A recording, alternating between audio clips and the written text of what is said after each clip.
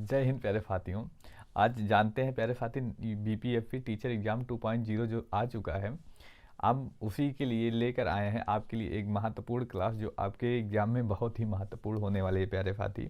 हमारा जो टॉपिक होगा, हम एनसीईआरटी बेस पर जो है साइंस को कवर करते हुए चलेंगे प्यारे साथी।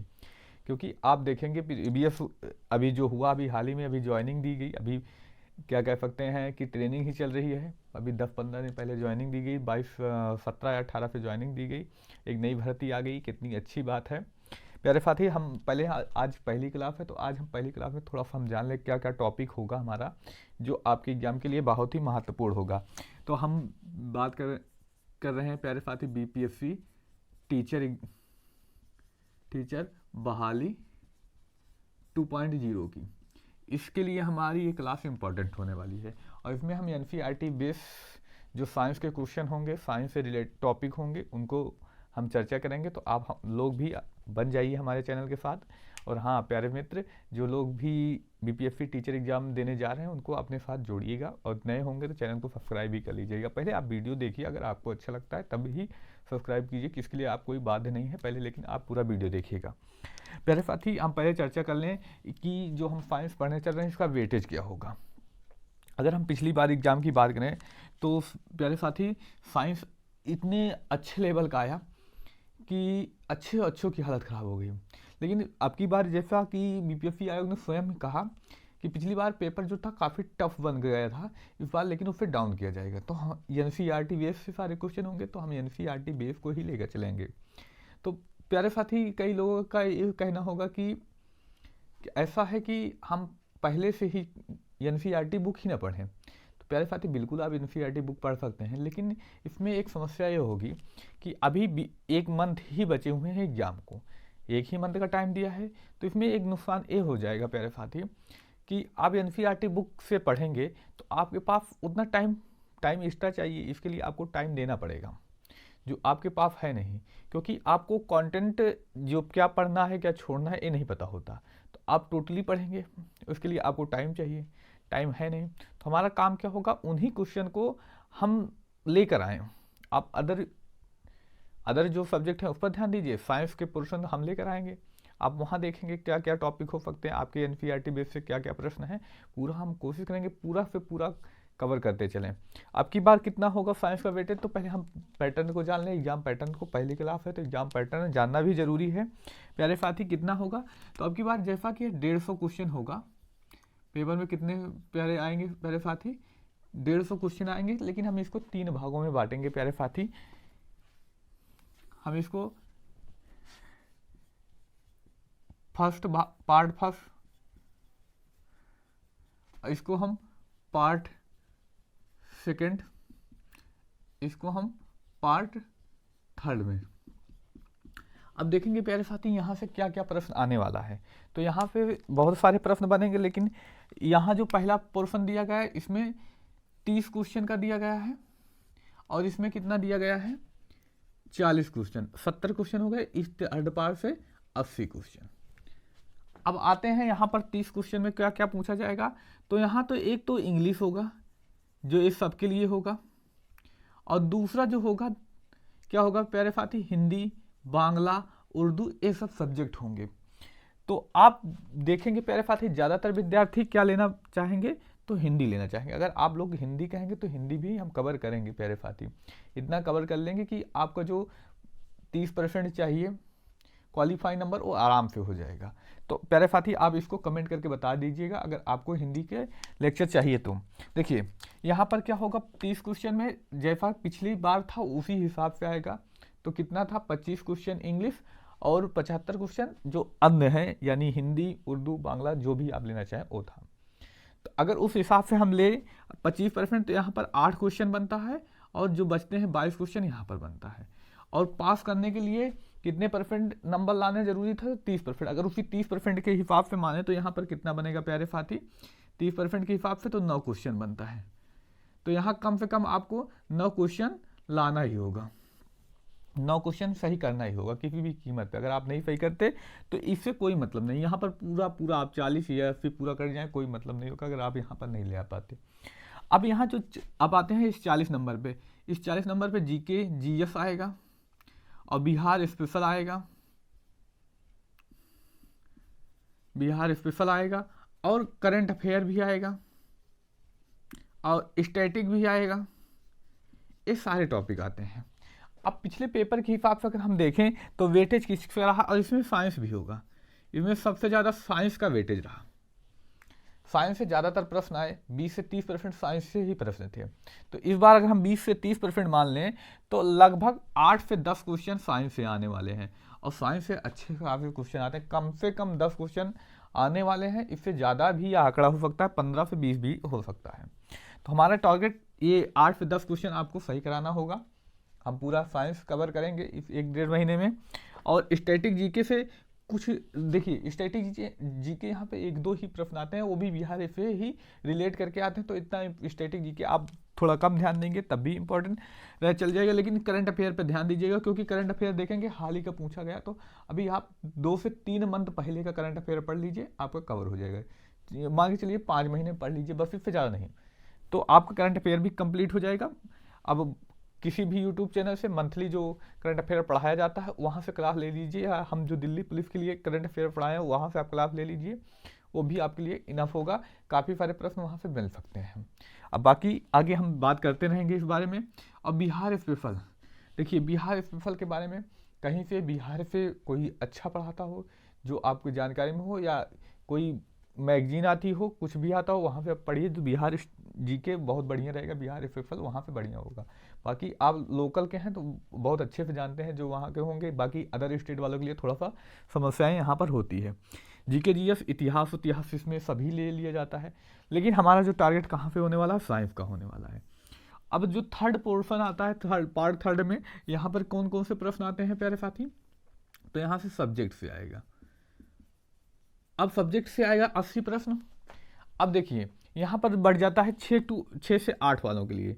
6 से 8 वालों के लिए अगर कोई ग्रेजुएशन क्या किया होगा प्यारे साथी, किससे किया होगा, तो याद रखिएगा अगर कोई साइंस साइड से था, साइंस से था, तो उसमें मैथ और साइंस आएगा, मैथ और साइंस आएगा 80 क्वेश्चन।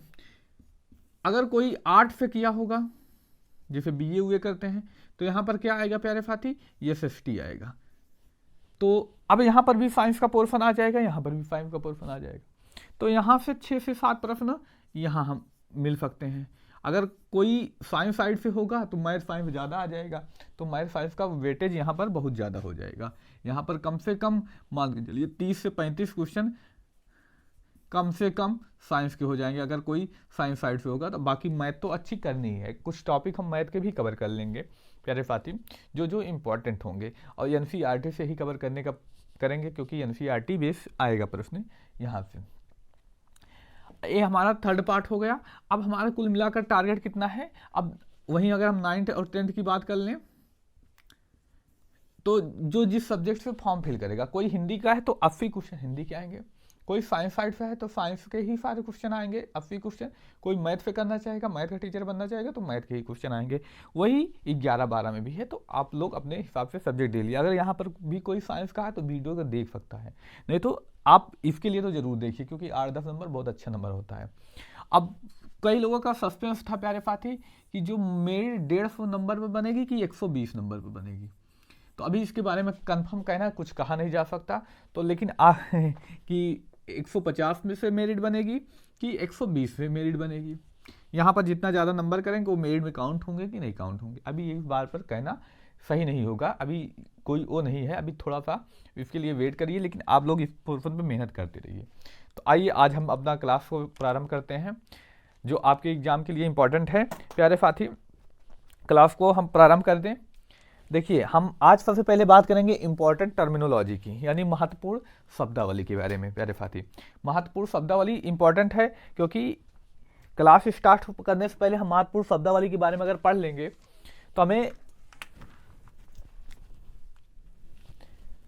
तो हमें अंतिम क्लास तक इसके विषय में मदद मिलती रहेगी, क्योंकि वहाँ सब पढ़ते हैं, सब सीखते हैं, लेकिन हमें सीखना क्या है पहले प्यारे साथी, हमें थोड़ा सा बेसिक जानकारी रखना होगा, जिससे हमें आसानी हो। आगे हम पढ़ेंगे तो समझ में आएगा बहुत अच्छे से। तो आइए हम पहले महत्वपूर्ण शब्दावली की पर चर्चा करें, जो आपके एग्जाम के लिए इम्पोर्टेंट है।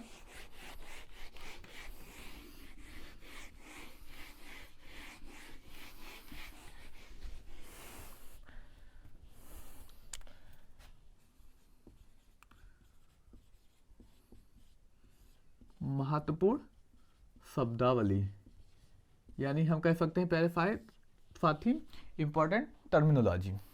प्रशिक्षु बनने जा रहे हैं तो आप भी टीचर बनने वाले हैं, तो आपके लिए इंपॉर्टेंट है प्यारे साथी।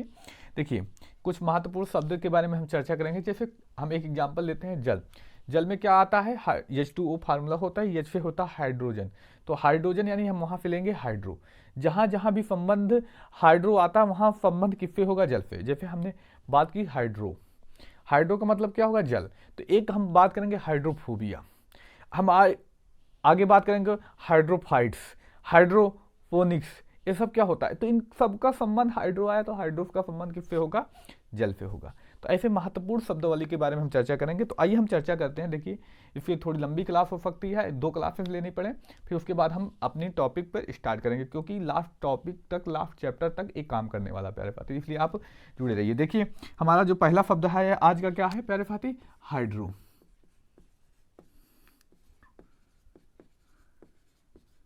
हाइड्रो हमारा क्या होने वाला है प्यारे साथी, तो हाइड्रो के बारे में हम चर्चा करेंगे। अब इसमें देखिए कौन कौन से शब्द आएंगे जो आपको जानना है। देखिए एक शब्द आएगा हाइड्रोफोबिया,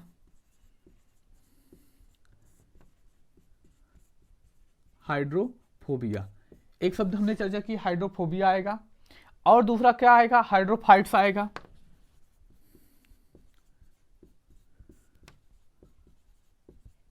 फाइट्स आएगा। एक तीसरा शब्द जो आता है, क्या आता है प्यारे साथी, हाइड्रोपोनिक्स, हाइड्रोपोनिक्स। अब देखिए यहाँ पे, अब हाइड्रो मतलब हमने चर्चा की हाइड्रोजन, हाइड्रोजन मतलब क्या होता है प्यारे साथी, तो जल होता है। तो यहाँ पर क्या हो जाएगा, जल।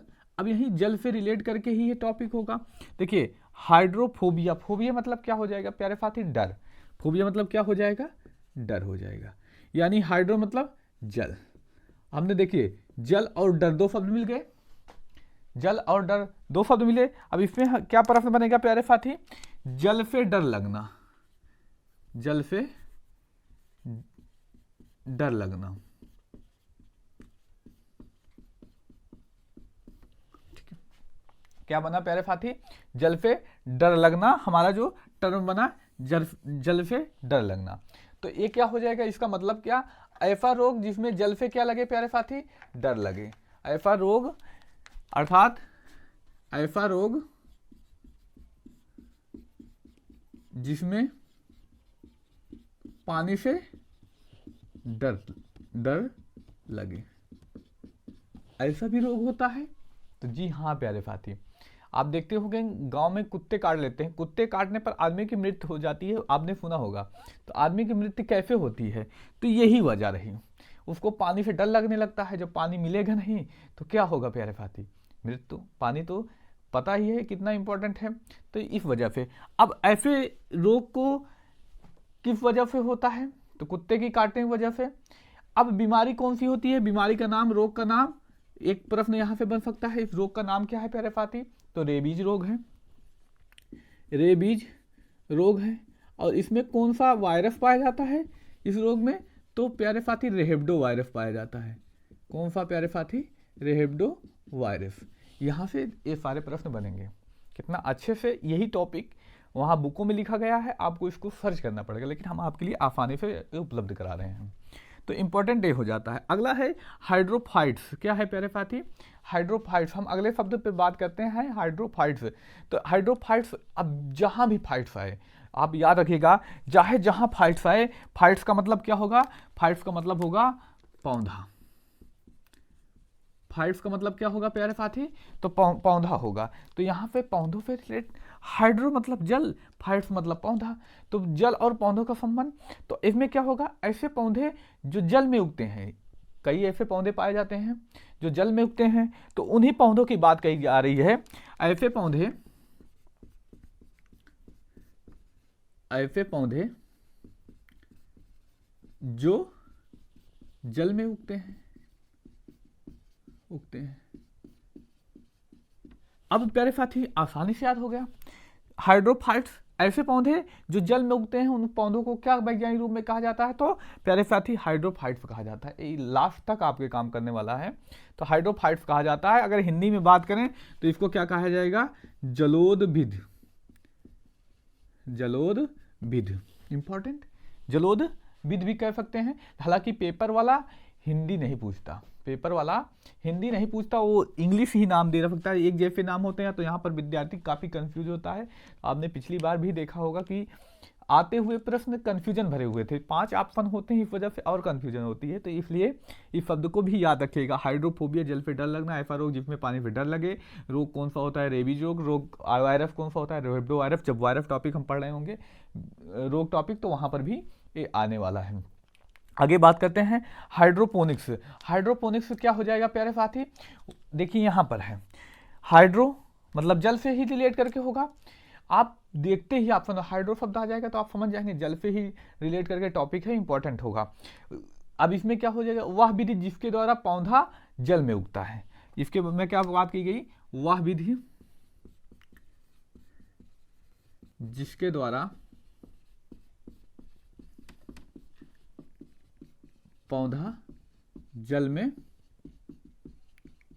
उगता है। हाइड्रोपोनिक्स यानी वह विधि जिसके द्वारा क्या हुआ प्यारे साथी? जो पौधा होता है जल में उगाया जाता है, उस विधि को क्या कहा जाता है? तो हाइड्रोपोनिक्स। देखिए एक शब्द हमने याद किया हाइड्रो। हाइड्रो से कितने शब्द याद हो गए? एक तो हाइड्रोफोबिया, इसमें क्या होता है? पानी से डर लगता है। रेबीज रोग का नाम है। वायरस कौन सा है? रेबिडो वायरस। हाइड्रोपोनिक्स क्या हो जाएगा प्यारे साथी? हाइड्रोपोनिक्स जिसके द्वारा क्या होता है? कोई पौधा जल में उगाने की वह विधि है, उसे कहते हैं हाइड्रोफाइट्स। ऐसे पौधे जो जल में उगते हैं, इन हिंदी भाषा में से जलोदभिद भी कहते हैं। यह इंपॉर्टेंट है प्यारे साथी। अब आगे हम अगले शब्द की चर्चा करें, हाइग्रो।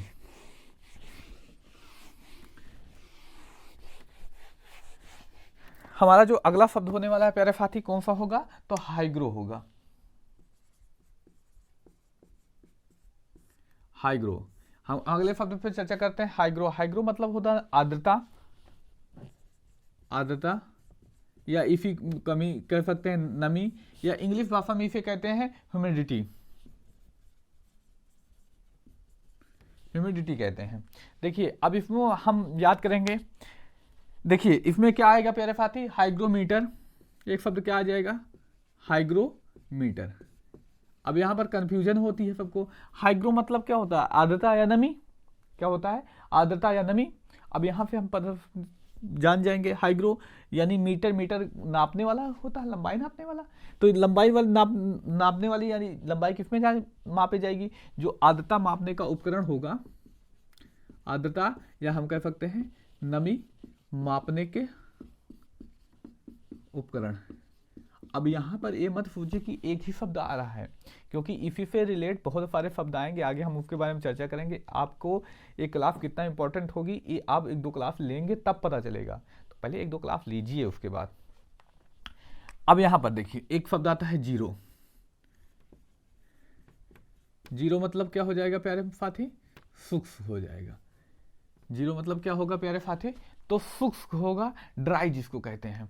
अब यहाँ से कई सारे प्रश्न बनेंगे बहुत ही इंपॉर्टेंट, यहाँ से देखेंगे ऐसे प्रश्न आए हैं प्यारे साथी। प्रीवियस उठा के देखिएगा, अब आसानी से कर जाएंगे। तो क्या था, क्या बनेगा प्यारे साथी? एक तो बनेगा जीरो फाइट्स। क्या बनेगा प्यारे साथी? Zero fights. एक शब्द बनता है प्यारे साथी जीरो फाइट्स और जीरो फ्लैटिमा। जीरो फ्लै क्या बन जाएगा प्यारे साथी? जीरो फ्लैथेमिया। फ्लैथेमिया क्या बन जाएगा प्यारे साथी? जीरो फ्लैथेमिया। ये इंपॉर्टेंट शब्द बना। अब इसमें क्या हो जाएगा प्यारे साथी? देखेंगे यहाँ पर जीरो फाइट्स। हमने फाइट्स मतलब बताया था क्या? पौधा। जीरो मतलब सूक्ष्म। अब सूक्ष्म में पौधा, सूक्ष्म में पौधा यानी सूक्ष्म कहाँ पर होता है? मरुस्थल में सूक्ष्म होता है। तो मरुस्थल में उगने वाले पौधों को क्या कहा जाता है? Zero fight. मरुस्थल में उगने वाले पौधे को जीरो फाइट्स कहते हैं। देखिए यहाँ पर जीरो मतलब क्या हो गया, सूक्ष्म, हमने पहले हाइड्रो में ही बताया, 5 जहाँ पर आएगा आप पौधा लगाइएगा। तो जीरो यानी सूक्ष्म में उगने वाला पौधा, सूक्ष्म में पौधा कौन होता है, मरुस्थल होता है, सूक्ष्म में वहाँ पौधा उगेगा। तो अब कौन से पौधे होते हैं, जैसे नागफनी हो गया प्यारे साथी, कैक्टस हो गया, उनको क्या कहा जाता है, तो जीरोफाइट्स कहा जाता है। अगला जो आता है जीरोफ्लैथीमिया, क्या होगा जीरोफ्लैथीमिया, जीरो मतलब होता है सूक्ष्म, फ्लैथीमिया मतलब आँख, आप याद रखिएगा, इसका सूक्ष्म, इसका मतलब फ्लैथीमिया का मतलब आँख, यानी आँख सूख जाए। तो वह रोग जिसमें आँख सूख जाती हैं, वह रोग जिसमें आँख सूख जाती हैं। आप प्यारे साथी पढ़ते आए होंगे विटामिन, कौन से विटामिन की कमी, विटामिन ए की कमी, फिर रतौंधी रोग होता है, रतौंधी लड़ते रहते हैं। लेकिन पूछने वाला क्या पूछ रहा है, जीरोफ्लैथीमिया रोग। आप आँख से रिलेटेड रोग पढ़े हैं लेकिन आपको पता ही नहीं है। तो यहाँ पर इंपॉर्टेंट बन जाता है वह रोग जिसमें आँख सूख जाती है, इसको क्या कहते हैं, जीरोफ्लैथीमिया। और एक कौन सा रोग होता है, तो रतौंधी रोग होता है, किसके, विटामिन की कमी के कारण, तो विटामिन ए की कमी के कारण। तो यह रोग भी विटामिन ए की कमी के कारण होता है, इंपॉर्टेंट है, इसको आप याद रख के चलिएगा। अगले शब्द की हम बात करते हैं लैक्ट। अब देखेंगे यहाँ लैक्ट से कितने सारे प्रश्न कंप्लीट होंगे।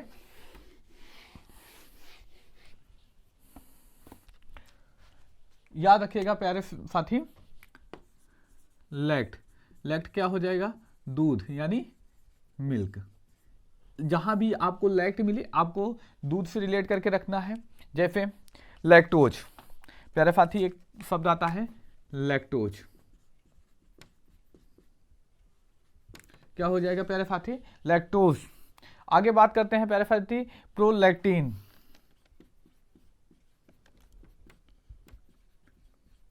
क्या हुआ प्यारे साथी, प्रोलैक्टिन।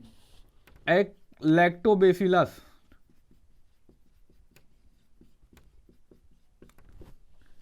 लैक्टोमीटर। अब देखिए इसमें लैक्टिन, लैक्ट इसमें आया, ये भी इंपॉर्टेंट, लैक्टोज ये भी आया, लैक्ट इसमें भी आया, लैक्ट इसमें भी आया, लैक्टोमीटर। अब आसानी से यहाँ पर हम जान सकते हैं लैक्ट मतलब क्या होता है प्यारे साथी, तो लैक्ट मतलब दूध होता है। तो जहाँ जहाँ भी लैक्ट आएगा वहाँ वहाँ क्या होगा प्यारे साथी, तो दूध होगा। याद रखिएगा, जहाँ जहाँ लैक्ट वहाँ वहाँ क्या होगा प्यारे साथी, दूध होगा। तो अब हम याद करते हैं, देखिए कैसे, लैक्ट मतलब दूध। अब यहाँ पर क्या है, लैक्टोज, लैक्टोज क्या हो जाएगा प्यारे साथी, तो दूध में पाए जाने वाली शर्करा को लैक्टोज कहते हैं। दूध में पाए जाने वाली शर्करा को लैक्टोज कहते हैं, लैक्टोज कहा जाता है।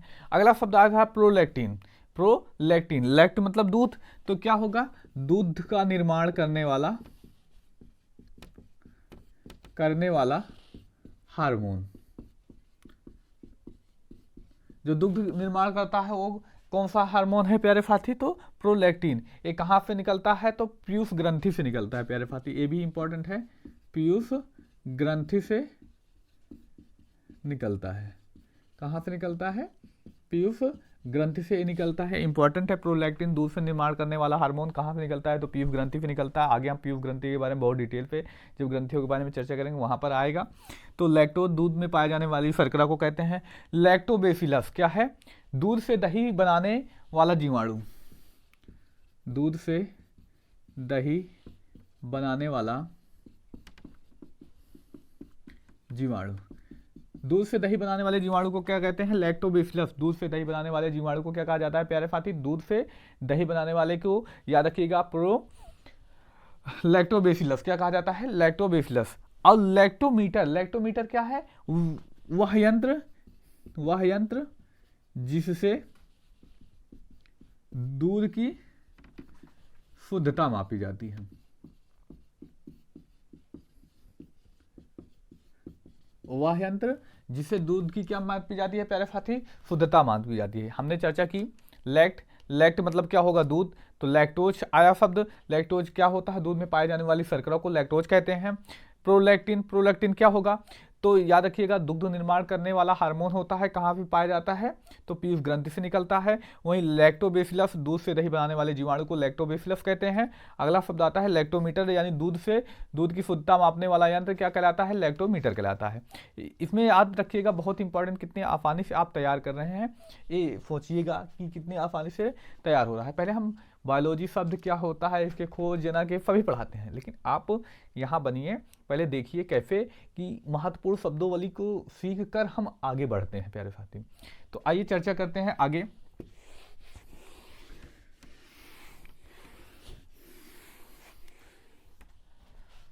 आगे हम कुछ शब्द और लेते हैं, कुछ महत्वपूर्ण 15 से 20 शब्द होने वाले हैं प्यारे साथी। 20 शब्द से आप बहुत ज़्यादा नहीं, आप आधे घंटे 40 मिनट, बहुत इससे ज़्यादा नहीं होगा। तो आगे हम चर्चा करते हैं प्यारे साथी अगले शब्द पे, कार्डियो की। कार्डियो कार्डियो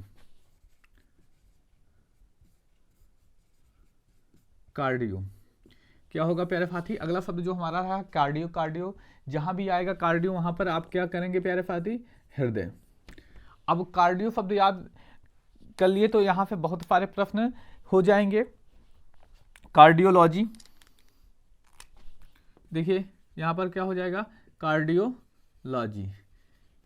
अब ये कार्डियोलॉजी से क्या हो जाएगा, विज्ञान की वह शाखा जिसमें हृदय का अध्ययन किया जाता है।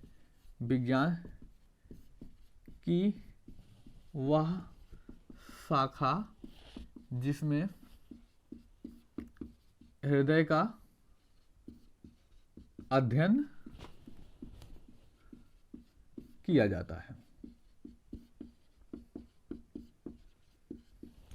देखिए यहां पर आया कार्डियोलॉजी। कार्डियोलॉजी क्या हो जाएगा, विज्ञान की वह शाखा जिसमें क्या प्यारे साथी, किसका अध्ययन किया जाता है, तो हृदय का अध्ययन किया जाता है। और एक शब्द आ सकता है क्या प्यारे साथी, कार्डियोलॉजिस्ट।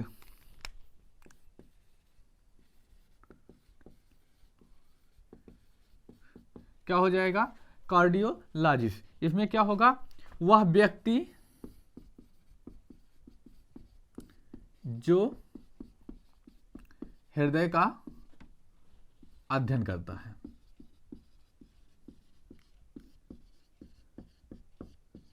देखिए यहां पर क्या है प्यारे साथी, इसमें बात कही जा रही है कि विज्ञान की वह शाखा जिसमें अध्ययन किया जाता है, और जो उसका अध्ययन करता है उसको लॉजिस्ट कहते हैं। जब भी लॉजिस्ट आएगा तो आप समझ लीजिए वो व्यक्ति की बात की जा रही है, और लॉजी आ रहा तो उस सब्जेक्ट की बात की जा रही है।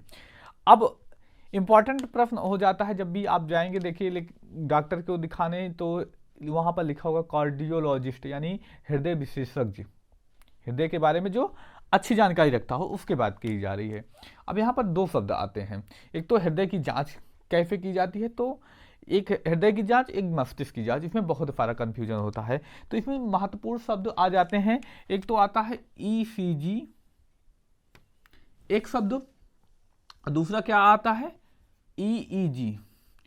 अब ये दो बहुत प्रश्न पूछता है कि जांच क्या होती है, ईसीजी होती है कि ईईजी होती है, इंपॉर्टेंट ये बन जाता है। प्रश्न यहाँ पे बहुत सारा पूछता है। देखिए इसके हम फुल फॉर्म की बात करें, इलेक्ट्रो कार्डियोग्राफ,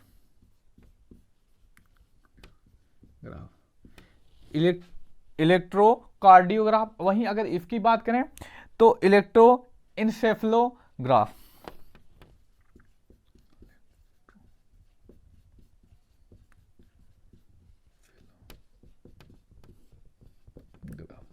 अब आप जान चुके होंगे, देखिए ईसीसी क्या है, कार्डियो। कार्डियो आया तो किसका, हृदय। हृदय की जांच किससे की जाती है, ईसीजी से की जाती है प्यारे साथी। वहीं जो इंसेफ्लो है किसकी जांच के लिए प्रयोग किया जाता है, तो मस्तिष्क की जांच के लिए। इस पे क्या की जाती है, मस्तिष्क की जांच की जाती है। इसमें क्या की जाती है प्यारे साथी, तो हृदय की जांच की जाती है। तो देखे होंगे आप मूवी में कुछ ऐसे रेखाएं चलती होंगी, इन रेखाओं को क्या कहा जाता है, एक प्रश्न पूछा जाता है। तो आइए देखते हैं क्या कहा जाता है। ये क्या होता है, पी क्यू आर एस। क्या प्यारे साथी, P Q R S T, यानी इसको कहते हैं प्यारे साथी P Q R S T waves. यानी PQRST किरणें कहा जाता है प्यारे साथी। तो यहाँ पे प्रश्न कई कंप्लीट हुए आपके। कार्डियो हमने पढ़ा, हृदय यानी कार्डियोलॉजी विज्ञान की वह शाखा जिसमें हृदय का अध्ययन किया जाता है। कार्डियोलॉजिस्ट वह व्यक्ति जो हृदय का अध्ययन करता है उसको कार्डियोलॉजिस्ट कहते हैं। इसमें दो प्रकार की जांचें से जो प्रश्न पूछा जाता है, एक तो ECG, एक EEG। ECG क्या होता है? इलेक्ट्रोकार्डियोग्राफ। देखिए सी से क्या होता है? कार्डियो जिसमें आया वो हृदय की जांच, कंफ्यूजन नहीं होगा आपके पास। तो EEG इलेक्ट्रोइंसेफेलोग्राफ मस्तिष्क की, कभी कभी इसका फुल फॉर्म भी पूछा जाता है। और कभी कभी प्यारे साथी ये वेव्स के बारे में प्रश्न पूछ लिया जाता है। कभी कभी प्रश्न पूछा जाता है कौन सी हृदय में जांच की जाती है, कौन सी मस्तिष्क में जांच की जाती है। ये महत्वपूर्ण प्रश्न है। आगे हम बात करते हैं ऑर्निथो के बारे में।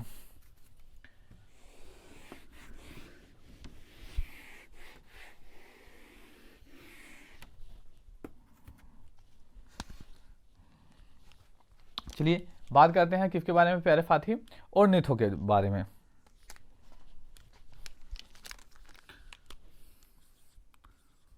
किसके बारे में? ऑर्निथो।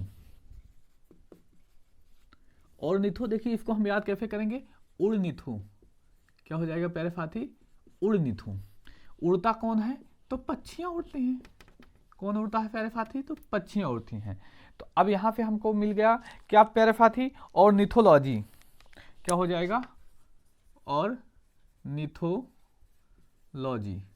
तो विज्ञान की वह शाखा जिसमें पक्षियों का अध्ययन किया जाता है। पक्षी का अध्ययन, विज्ञान की वह शाखा जिसमें पक्षियों के अध्ययन किया जाता है। क्या हो जाएगा प्यारे साथी? ऑर्निथोलॉजी। क्या हो जाएगा? ऑर्निथोलॉजी हो जाएगा। वहीं आगे बात करें ऑर्निथोलॉजिस्ट क्या हो जाएगा?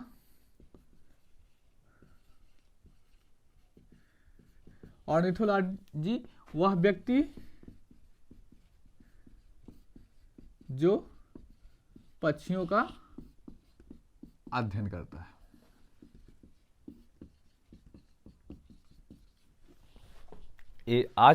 आज हमने कुछ महत्वपूर्ण टर्मिनोलॉजी और हमने आज देखा कौन कौन से सिलेबस हैं, कैसे प्रश्न आएंगे उनके बारे में। अगर आप लोग को भी वीडियो अच्छा लगा तो अपने मित्र भाई बहन जो भी एग्जाम में बैठने वाले हैं उनको शेयर कर दीजिए। और हम डेली आपको क्लासेस देते रहेंगे, डेली, किसी दिन गैप नहीं होगा। संडे उंडे कुछ नहीं, आपको हो सकता है हम क्लासेस पूरी करवाएंगे प्यारे साथी। एक दिन में 1 क्लासेस हो सकती हैं, 2 क्लासेस हो सकती हैं। लाइव लेना थोड़ा सा यहाँ पर नेटवर्क इशू होता है, इस वजह से लाइव लेना थोड़ा सा प्रॉब्लम होगा। और प्यारे साथी हाँ याद रखिएगा प्यारे साथी, डेली क्लासेस अपलोड की जाएंगी। तो आप हमारे चैनल को सब्सक्राइब कर लीजिए और बिल नोटिफिकेशन को ऑन कर लीजिए, जिससे क्लासेस जैसे अपलोड की जाए आपको नोटिफिकेशन मिल जाए। ये आपके लिए बहुत ही इंपॉर्टेंट है। क्लासेस जो साइंस के लिए बहुत ही महत्वपूर्ण है। 8 से 10 नंबर बहुत ज़्यादा फर्क डाल सकते हैं। साइंस कितना महत्वपूर्ण है आप जान चुके होंगे। आज आपने पहली क्लास में ही देखा होगा, हमने सिलेबस चर्चा की, 1-2 क्लासेस और देखी और आपको मज़ा आने वाला है। लास्ट क्लासेस तक ऐसी क्लासेस चलती रहेंगी। धन्यवाद। जय हिंद प्यारे साथी। मिलते हैं, आपको टीचर में बनाने में हम बहुत सारी मदद करने वाले हैं, इसलिए चैनल को भी सब्सक्राइब कर लीजिएगा। धन्यवाद। मिलते हैं अब कल।